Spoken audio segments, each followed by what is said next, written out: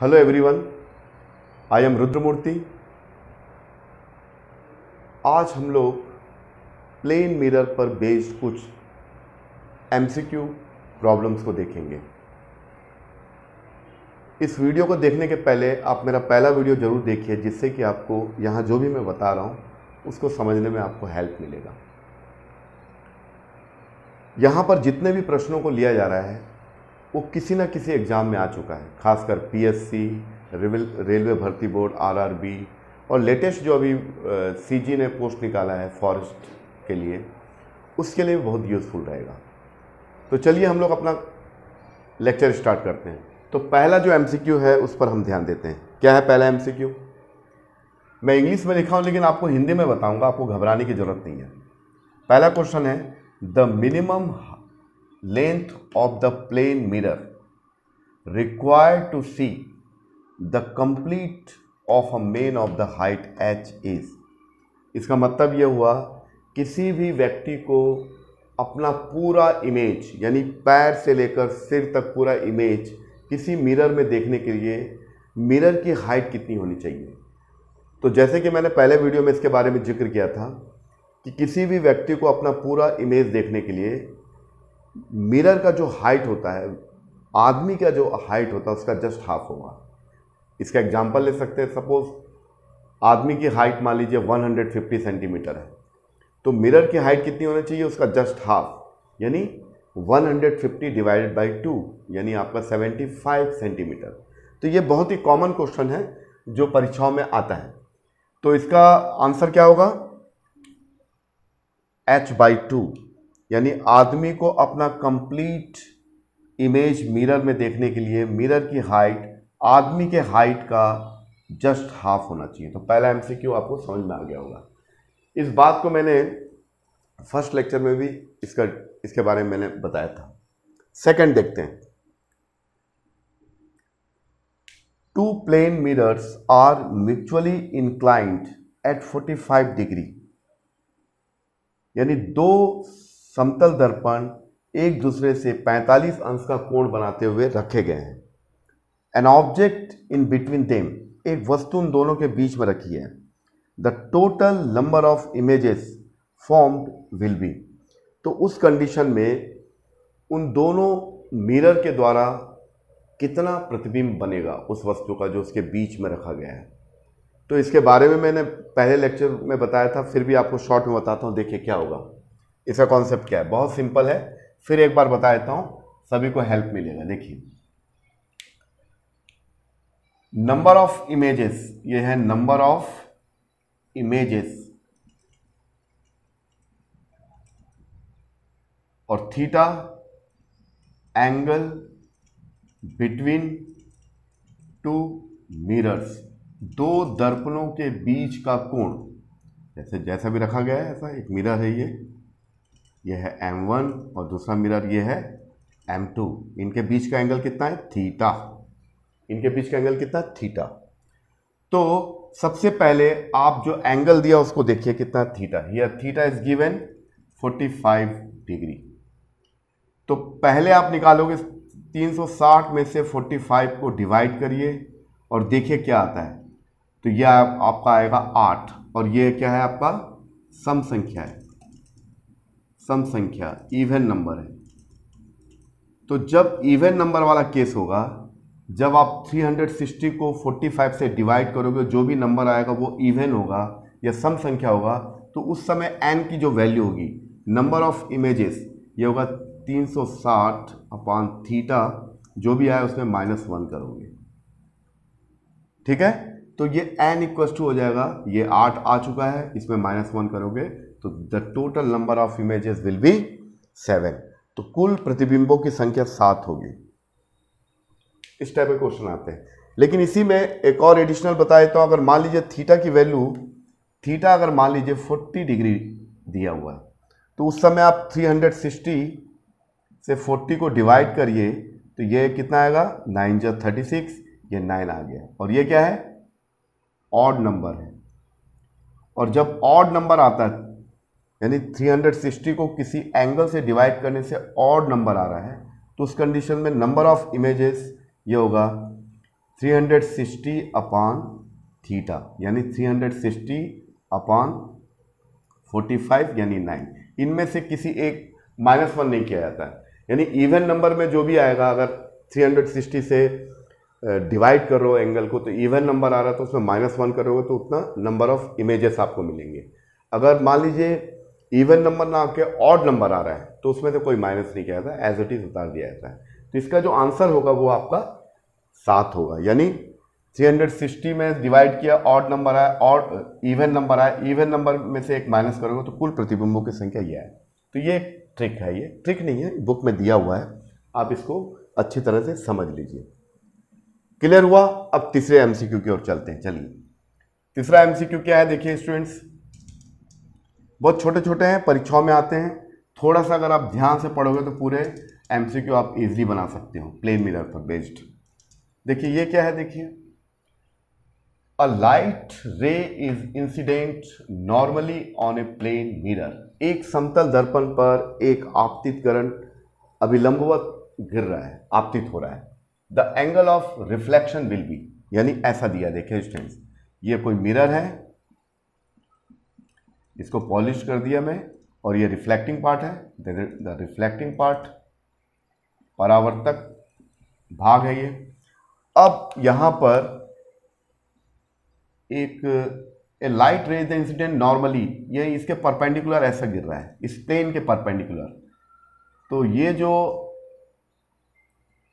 Incident ray है या आपतित किरण है वो अभिलंब के साथ कोई कोण नहीं बना रहा है, I बराबर 0।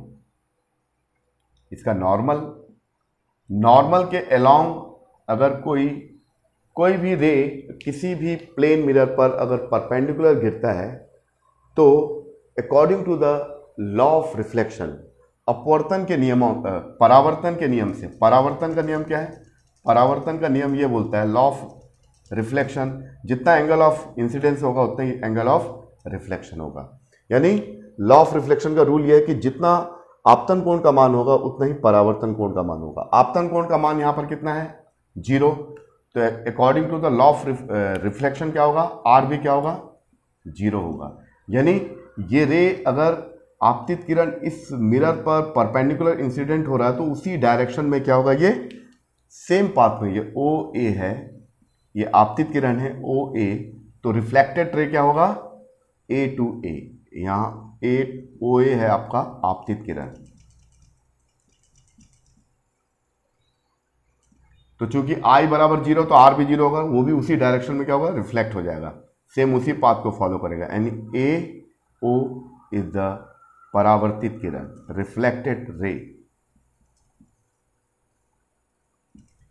तो इसमें क्या होगा, I 0 है according to the law of reflection, तो आपका R भी क्या होगा, 0। ये क्वेश्चन समझ में आ गया होगा आपको।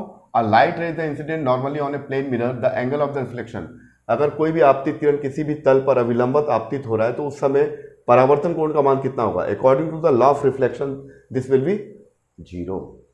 तो ये क्लियर हो गया होगा, इसको आप जरूर उतारिए, फिर उसके बाद और भी एमसीक्यू हम आपको बताते हैं।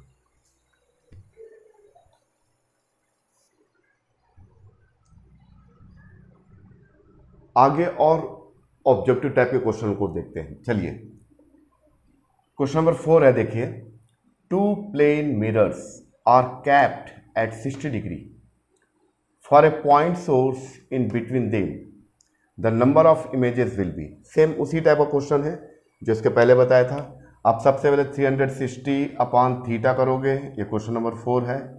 तो ये 360 अपान थीटा कितना दिया है, 60 डिग्री। कितना दिया है स्टूडेंट्स, यहाँ 60 डिग्री दिया हुआ है। तो पहले देखिए ये ऑड आता है कि इवन आता है, 60 डिग्री। तो ये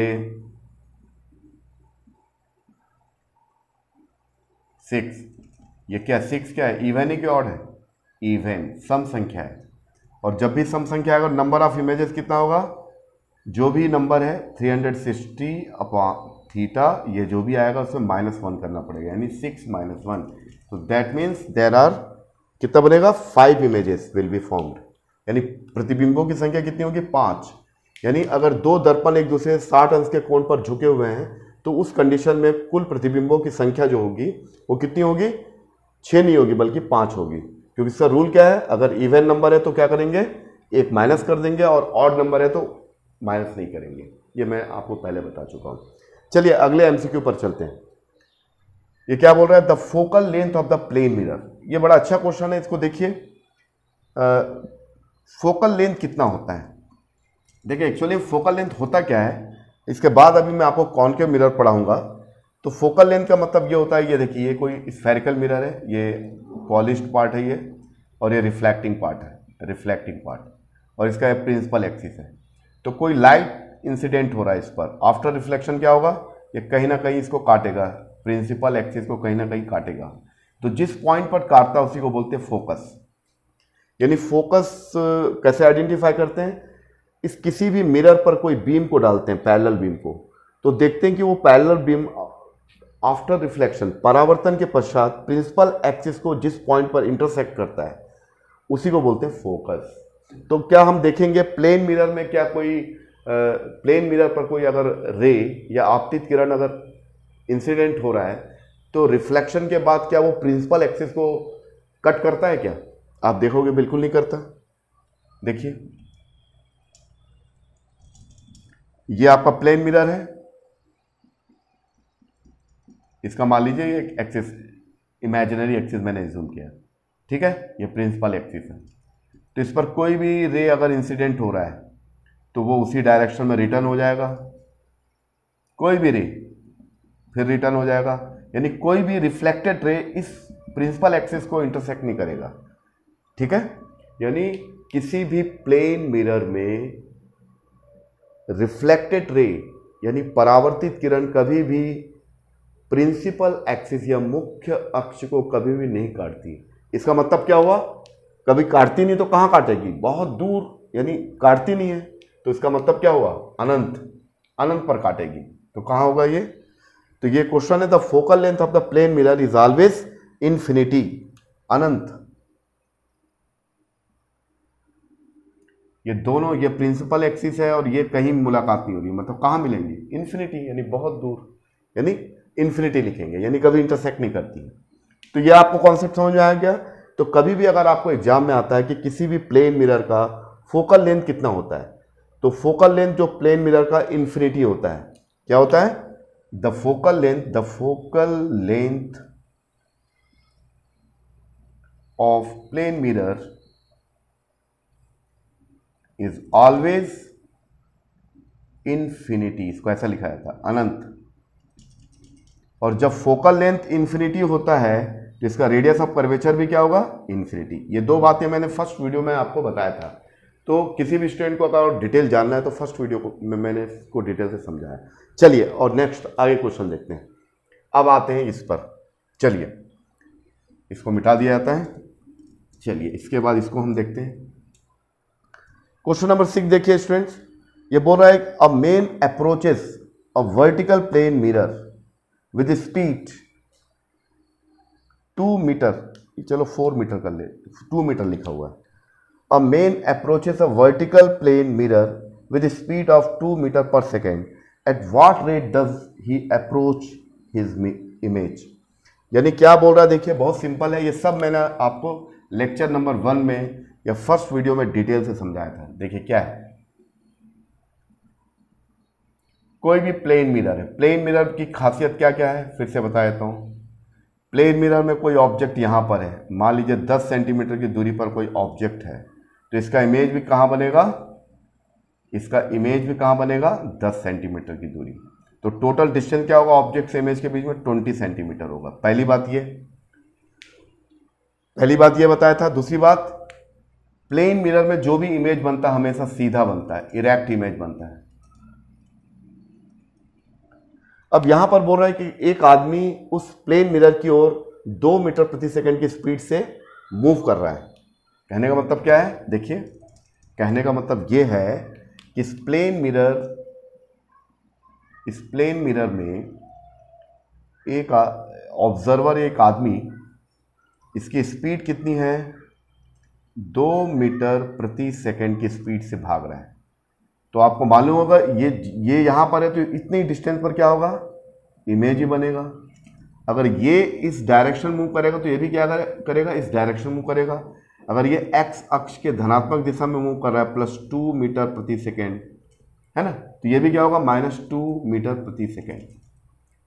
तो मेरे कहने तो इसका आंसर क्या होगा, एक आदमी a man approaches a vertical plane mirror with speed of 2 metre per second. एक आदमी किसी प्लेन मिरर की ओर 2 मीटर प्रति सेकेंड की वेग से आ रहा है। Eight what rate does he approach his image. तो उसका प्रतिबिंब किस दर से आगे बढ़ेगा। तो डेफिनेटली क्या होगा, उसका जो इमेज भी क्या होगा, जितना तेजी से ये आगे बढ़ेगा उतनी तेजी से इमेज भी उसके सामने आएगा। जितना पीछे जाएगा ये भी पीछे जाएगा। बात समझ में आ रही है ना। तो मिरर की एक खासियत होती है, ठीक है। अच्छा, ये तो इस क्वेश्चन का आंसर क्या होगा, 2 metre per second. Clear students, okay. फिर चलो आगे बढ़ते हैं। छोटे छोटे क्वेश्चन जो कॉम्पिटिटिव लेवल में आ चुके हैं, और ये क्वेश्चन में कंफ्यूजन नहीं होना चाहिए, बहुत इजी क्वेश्चन होते हैं। चलिए अब आगे, the linear magnification of the plane mirror is. किसी भी समतल दर्पण का लीनियर मैग्निफिकेशन कितना होता है, इसको मैंने फर्स्ट वीडियो में समझाया था। मैग्निफिकेशन का मतलब क्या होता है, आवर्धन हिंदी में बोलते हैं। आवर्धन का मतलब होता है, इसको हम m से रिप्रेजेंट करते हैं। आवर्धन किसी भी, चाहे वो प्लेन मिरर हो, चाहे वो स्फेरिकल मिरर हो, चाहे वो लेंस हो, किसी भी चीज का रेखिक आवर्धन निकालने का फॉर्मूला मैं आपको लिख के बताता हूं, उसको ध्यान से देखिए। यह होता है v/u या h'/h। यहां पर हम साइन कन्वेंशन को इग्नोर कर रहे हैं, केवल आपको अपनी बात बता रहे हैं। देखिए यहां पर v का मतलब क्या हुआ, v का मतलब होता है प्रतिबिंब की दूरी। प्रतिबिंब की दूरी यानी उस प्लेन मिरर से आपका इमेज कितनी दूर पर बन रहा है। तो डेफिनेटली जितनी दूर पर ऑब्जेक्ट रखा हुआ है उतनी दूर पर यह भी बनेगा। अगर मान लीजिए ये 10 सेंटीमीटर की दूरी पर रखा है तो यह भी कितना बनेगा, 10 सेंटीमीटर। तो यहां पर क्या होगा, रेखिक, और u क्या है, वस्तु की दूरी, distance of object from the mirror. तो रेखिक आवर्धन क्या आएगा, v/u। v भी 10 है, इमेज भी 10 सेंटीमीटर की दूरी पर बनेगा, क्योंकि ऑब्जेक्ट 10 सेंटीमीटर की दूरी पर रखा हुआ है, ये 1 आ जाएगा। अब यहां पर एक गलती क्या हो सकता है आपसे, यहां पर ऑप्शन में +1 भी दिया, -1 भी दिया है। अब यहां पर गड़बड़ हो सकता है। तो इसके लिए स्टूडेंट्स आपको बताना चाहूंगा कि कल के फर्स्ट वीडियो मैंने बताया था कि जो वास्तविक प्रतिबिंब होते हैं, जो रियल इमेज होते हैं, उनका m हमेशा नेगेटिव आता है। तो keep in your mind, m negative किसके लिए आता है, नेगेटिव किसके लिए आता है, वास्तविक रियल इमेज के लिए, रियल इमेज। और रियल इमेज का मतलब इन्वर्टेड। ये बहुत ही काम की चीज है, और ये आपको पूरा लाइट के चैप्टर में जो भी गोली दर्पण है, इन तमाम चीजों के लिए अप्लाई कर सकते हो। तो m का मान नेगेटिव किस में आता है, वास्तविक प्रतिबिंब के लिए। ये उल्टा होता है, ये वास्तविक, ये बहुत काम की चीज है ये। और m का मान पॉजिटिव कब होता है स्टूडेंट्स, जब ये क्या हो, वर्चुअल हो, वर्चुअल इमेज। वर्चुअल इमेज को हम बोलते हैं आभासी प्रतिबिंब। प्रतिबिंब और आभासी प्रतिबिंब हमेशा सीधा होता है। अब आपको मैंने मिरर में बताया था कि मिरर में इमेज कैसा बनता है, आप खुद देख के बताइए। आप दर्पण के सामने खड़े रहते हैं तो आपको अपना इमेज सीधा दिखता है कि उल्टा दिखता है, तो डेफिनेटली सीधा दिखता है। तो जो भी सीधा इमेज होगा, जो भी सीधा इमेज होगा उसका m क्या आएगा, हमेशा प्लस आएगा। तो यहां पर प्लेन मिरर दिया, और प्लेन मिरर में हमेशा इमेज सीधा बनता है, और इसमें जितनी डिस्टेंस पर ऑब्जेक्ट है उतनी डिस्टेंस पर इमेज बनेगा। तो पहला तो ये प्लस आएगा, और प्लस आएगा 1 का मतलब जितना हाइट ऑब्जेक्ट का है, जितना हाइट इमेज का उतना हाइट ऑब्जेक्ट का भी होगा। यानी कुल मिलाकर इससे निकालो हमेशा +1 आएगा। +1 का मतलब ये हुआ कि किसी भी प्लेन मिरर में जितना ऑब्जेक्ट का हाइट होता है उसी साइज का इमेज बनता है। प्लेन मिरर में ऑब्जेक्ट मिरर के सामने जितनी डिस्टेंस पर होता है, मिरर के पीछे इमेज भी उतनी ही डिस्टेंस पर बनता है। तो दोनों कंडीशन में इसका लीनियर मैग्निफिकेशन क्या होगा, 1 आएगा। ठीक है स्टूडेंट। और प्लस माइनस का आपको हिसाब किताब समझ में आ गया। प्लस क्यों लेंगे? क्योंकि इसमें हमको सीधा इमेज मिलता है प्लेन मिरर में। सीधा का मतलब आभासी प्रतिबिंब, सीधा का मतलब m का मान हमेशा प्लस आएगा। चलिए नेक्स्ट क्वेश्चन, ये आपको समझ में आ गया होगा। नेक्स्ट क्वेश्चन से चलते हैं। ये क्वेश्चन है, a mirror is the turn through 30 degree. एक मिरर को 30 अंश के एंगल से घुमा दिया जाता है। जैसे ये कोई मिरर है, ठीक है, M1 था, इसको मैंने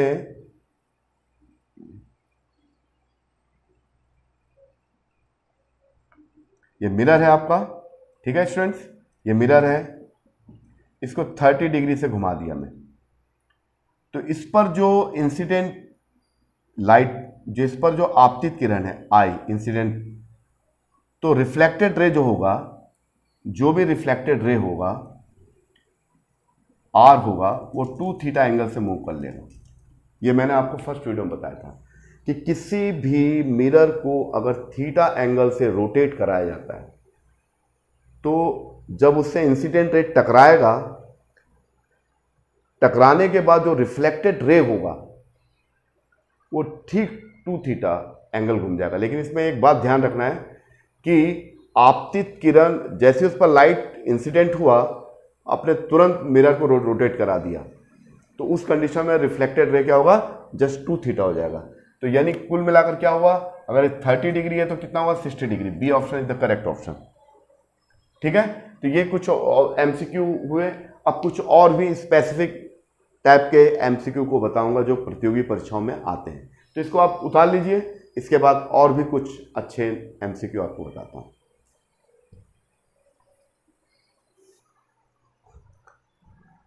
चलिए स्टूडेंट्स, अब हम और कुछ अच्छे एमसीक्यू क्वेश्चनों को देखते हैं। क्या है देखिए, a clock fixed on a wall shows time 5:25:37, यानी 5:25 सेकंड दिखा रहा है। What time will its image is a plane mirror. तो इस घड़ी में इतना समय दिखा रहा है, 5:25:37। उसी समय मैंने मिरर लगाया, तो मिरर में ये टाइम कितना दिखाएगा। तो इस टाइप का क्वेश्चन भी आ सकते हैं और आ चुके हैं क्वेश्चन। इसका एक तरीका मैं आपको बता रहा हूँ, बड़ा इजी तरीका है, उसको आप उसकी हेल्प से आप कर सकते हैं। कैसे करेंगे देखिए,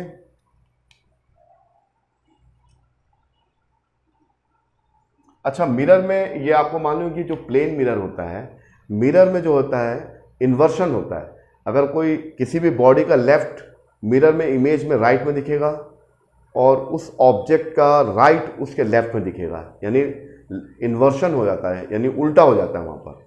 यानी आप अपने चेहरे पर कोई दाग लगाइए तो आप मिरर में देखो तो वो दाग आपको रिवर्स दिखेगा, इसको लेटरल इन्वर्शन बोलते हैं। तो ये तो आपको मालूम होगा, उसी पर बेस्ड क्वेश्चन है। तो इसका सॉल्यूशन क्या होगा, देखिए बहुत आसान है। ये क्वेश्चन जो भी है, क्वेश्चन ये है, इसमें मिरर में दिखा रहा है 5:25:37 इसी को मैं मिरर में देखता हूं तो जो लेटरल इन्वर्शन होता है, उसके थ्रू अब टाइम कितना बताएगा। तो इसका तरीका यह है कि हम पूरे टाइम को रेलवे के हिसाब से, रेलवे का टाइम आपने रेलवे भर्ती बोर्ड वाले स्टूडेंट तो जानते होंगे कि रेलवे का जो टाइम होता है वो आपको मालूम है, वो हमारे जैसा नहीं होता कि जब बोलते हैं सुबह 4:25, ऐसा नहीं बोला जाता है। उन लोग क्या करते हैं, पूरे 24 आवर्स के हिसाब से करते हैं। यानी 12 के बाद अगर 1 बजेगा तो क्या बोलेंगे 13, 2 बजेगा 14, 3 बजेगा तो 15, ऐसा हिसाब चलता है। तो उसी को बेस मानकर अगर टाइम का वैल्यू 12 बजे से कम है, ध्यान से सुनिए, अगर टाइम का वैल्यू 12 बजे से कम है तो उस कंडीशन में 11, इसका फॉर्मूला है 11, 60 और 60, इसमें से इतना माइनस कर दो, -5, 25, 37, यही है ना क्वेश्चन में 37 दिया ना, हाँ यस। और यदि समय 12 बजे से ज़्यादा है तो उस कंडीशन में 23:60 और 60 सेकेंड से माइनस करोगे। तो अभी हमारे क्वेश्चन में क्या दिया हुआ, ये जो टाइम दिया हुआ है 12 से कम है, 5:25 और 37 सेकेंड है। तो 12 से कम है, तो 12 से कम होगा तो उस समय इस वैल्यू में से, ये याद रख कर लीजिए, बहुत काम की चीज है, इस वैल्यू में से इस वैल्यू को माइनस करिए तो क्या आ जाएगा, देखिए ये आ जाएगा आपका, ये आपका 10 में एक 3 आ जाएगा और ये कितना हो जाएगा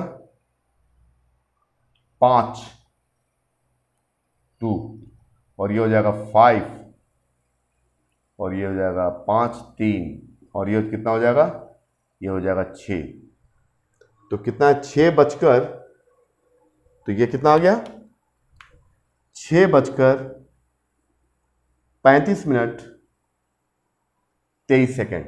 तो देखिए स्टूडेंट इस तरीके से आप बना सकते हैं। अगर इसी क्वेश्चन में अगर ऐसा दिया जाता, मान लीजिए उस घड़ी में 14:20 और 10 सेकेंड दिए हुए हैं, तो ये 12 से ज़्यादा है। तो उस कंडीशन में मिरर में अगर इसको देखोगे इस टाइम को तो कैसा दिखेगा, तो उसको निकालने का तरीका क्या है, 23 60 और 60। अगर सेकंड दिया तो 60 करोगे, अगर नहीं दिया रहता तो 60 लिखने की जरूरत नहीं है।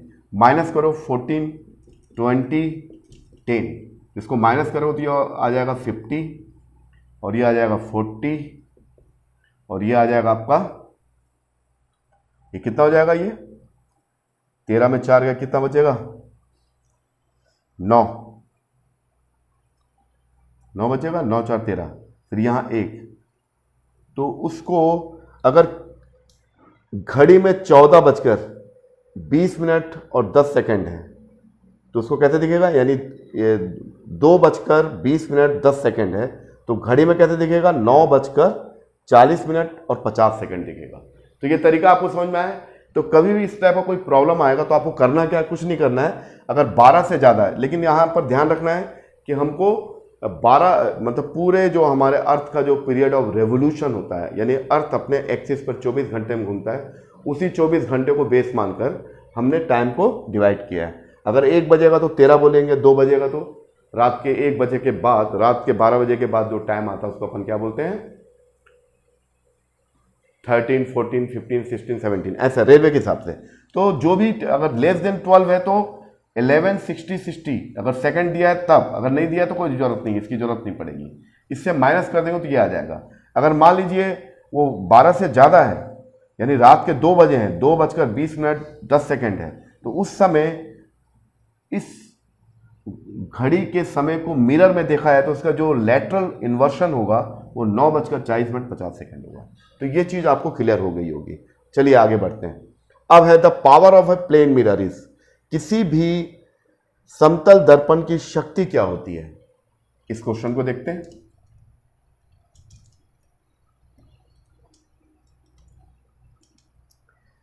द पावर, तो पावर जो होता है, अभी आप आगे लेंस में ही पढ़ोगे, तो फिलहाल आपको बता देता हूं, किसी भी मिरर या लेंस का जो पावर होता है उसके फोकस दूरी का रेसिप्रोकल होता है। यानी किसी भी प्लेन मिरर हो, चाहे वो स्फेरिकल मिरर हो, चाहे वो लेंस हो, उसका जो पावर होता है, किसी भी स्फेरिकल मिरर या प्लेन मिरर या लेंस का जो पावर होता है, the power is the reciprocal of the focal length. और जैसे कि आपको मालूम है कि प्लेन मिरर में कितना होता है, plane mirror, in case of the plane mirror the focal length क्या होता है, इन्फिनिटी, अनंत होता है, इन्फिनिटी अनंत होता है। तो इसका पावर क्या होगा स्टूडेंट्स, ये इन्फिनिटी होगा, और किसी भी नंबर में से इन्फिनिटी को डिवाइड करो 0, तो इसका ऑप्शन क्या होगा 0, B option is the correct option. अब चलिए, अब ये क्वेश्चन को थोड़ा ध्यान देख लेते हैं, ये भी बहुत सिंपल है, बस इसको देखने का, आपको इसको पढ़ोगे तो अपने आप समझ में आएगा। इसको मिटा देते हैं, अब इस क्वेश्चन को हम डिस्कस कर रहे हैं। देखिए, calculate the velocity of the image with respect to observer. यानी एक मिरर है, ध्यान से सुनना, बहुत सिंपल क्वेश्चन है। Calculate the velocity of the image, किसी भी प्रतिबिंब का इमेज ज्ञात करना है, उसकी किसी भी प्रतिबिंब का, ये प्रतिबिंब है इमेज, इमेज इसकी स्पीड ज्ञात करना है, किसके रेस्पेक्ट में, ऑब्जर्वर। इसके सामने एक ऑब्जर्वर है, तो जिस स्पीड से is observer walking away from, ये ऑब्जर्वर जो है, ये जो आदमी है ये दूर भाग रहा है, किस रफ्तार से? 10 मीटर प्रति सेकंड की रफ्तार से भाग रहा है। तो आपको जैसे कि प्लेन मिरर के बारे में मैंने आपको बताया, क्या बताया कि प्लेन मिरर के सामने अगर कोई ऑब्जर्वर जितने स्पीड से जाएगा तो जो इमेज है वो भी उतनी स्पीड से उसकी ओर आएगा। अगर ये ऐसा जाएगा तो ये भी ऐसा आएगा, अगर ये दूर भागेगा तो ये भी दूर भागेगा। तो ये आपको अच्छी तरह मालूम होगा। चलिए, तो ये है ऑब्जर्वर, आदमी, जो 10 मीटर प्रति सेकंड की स्पीड से मिरर से दूर भाग रहा है। तो यहां पर जो इमेज होगा ये भी क्या होगा? 10 मीटर प्रति सेकंड की स्पीड से ये भी दूर भागेगा। ठीक है। अगर हम यहां अगर चलते हैं तो इसको धन बोलते हैं, और यहां पर चलेंगे तो इसको माइनस बोलते हैं। तो ये दूर जा रहा तो ये माइनस हुआ, और ये एक्स ये प्लस हो जाएगा। यानी इधर चलने को माइनस और इधर चलने को प्लस। तो अब ये आपसे पूछ के आ रहा है, ध्यान से सुनिए, if an observer is walking away from the plane mirror, अगर कोई भी प्रेक्षक या आदमी उस समतल दर्पण से 10 मीटर प्रति सेकंड की स्पीड से दूर भाग रहा है, तो उस समय इस इमेज का इस आदमी की तुलना में वेग कितना होगा? तो बहुत सिंपल है। अगर यह पूछा जाता कि दर्पण के सापेक्ष प्रतिबिंब का वेग कितना होगा, तो 10 मीटर प्रति सेकंड। लेकिन इस वेग को इससे कंपेयर कर रहा है, यानी यहां से अगर आप इसको कंपेयर करोगे तो कितना होगा? तो बहुत सिंपल है, ये कितना हो जाएगा? ये 10 और ये 10 कितना हो गया? तो यहां पर velocity of the image with respect to man, ये कितना हो जाएगा? यहां का 10 और यहां, इसको निकालने का तरीका आपको मालूम, v i minus v m. V i कितना है? वी आई यानी आपका हो गया आपका, हमको वी आई एम निकालना है, यानी उस प्रतिबिंब का आदमी के सापेक्ष किस वेग से जा रहा है, आदमी से तुलना करना, दर्पण से नहीं। तो वी आई कितना है स्टूडेंट? +10 माइनस, और वी एम कितना है स्टूडेंट्स? ये -10, ये कितना हो गया? +20 मीटर प्रति सेकेंड। आपको मेरी बात समझ में आ गई? ये क्वेश्चन देखिए, फिर से एक बार बता रहा हूं। ये पूछ रहा है कि एक समतल दर्पण के सामने एक आदमी 10 मीटर के वेग से भाग रहा है। तो आपको मालूम है कि हम 0 से राइट डायरेक्शन में जाते हैं तो प्लस लेते हैं, और 0 से लेफ्ट डायरेक्शन में जाते हैं तो नेगेटिव लेते हैं। तो ये अगर आदमी मिरर से भाग रहा है तो यहां पर जो इमेज बनेगा वो भी उतनी स्पीड से भागेगा पीछे की ओर। तो इसको अगर मैं नेगेटिव ले रहा हूं तो इसको क्या लेना पड़ेगा? प्लस। तो ये पूछा है कि दर्पण के सापेक्ष प्रतिबिंब किस स्पीड से भाग रहा है, तो आपको दिख रहा है 10 मीटर प्रति सेकंड की स्पीड से भाग रहा है। लेकिन प्रश्न में क्या पूछा है? Calculate the velocity of the image with respect to observer, इस प्रेक्षक की तुलना में ये किस स्पीड से भाग रहा है। तो इससे कंपेयर करेंगे तो उसको निकालने का फॉर्मूला होता है VIM, मतलब relative velocity of the image with respect to man. तो VI में से VM को माइनस कर दो। VI कितना है स्टूडेंट? 10 है, फिर माइनस लगाएंगे, फिर उसके बाद VM को क्या लिया? -10, क्योंकि इसको प्लस लिया तो ये माइनस लेना पड़ेगा, तो माइनस जो +20 मीटर। तो इसका the correct answer will be 20 metre per second. तो स्टूडेंट, आज का हमारा जो लेक्चर था, ये हमने इसके पहले वाले वीडियो में जो प्लेन मिरर के बारे में जो बातें बताया, बहुत इंपॉर्टेंट वीडियो था, उसको आप जरूर देखिए। उसको देखने के बाद ही आप इस सेकंड वीडियो को देखेंगे तो आपको बातें अच्छी तरह समझ में आएंगी। इसी के साथ हमारा ये लेक्चर खत्म होता है। इस लेक्चर में हमने प्लेन मिरर के कॉन्सेप्ट और उसके MCQ के बारे में डिस्कशन किया। अगर आपको ये मेरा वीडियो पसंद आता है तो लाइक और सब्सक्राइब करिए, और अपने दोस्तों को फॉरवर्ड भी करिए, है ना, ताकि और भी लोगों को इसका फायदा मिल सके। इन्हीं सब बातों के साथ मैं अपनी बात समाप्त कर रहा हूं। फिर अगले वीडियो में कुछ नए टॉपिक के साथ फिर मिलते हैं। Okay, thank you.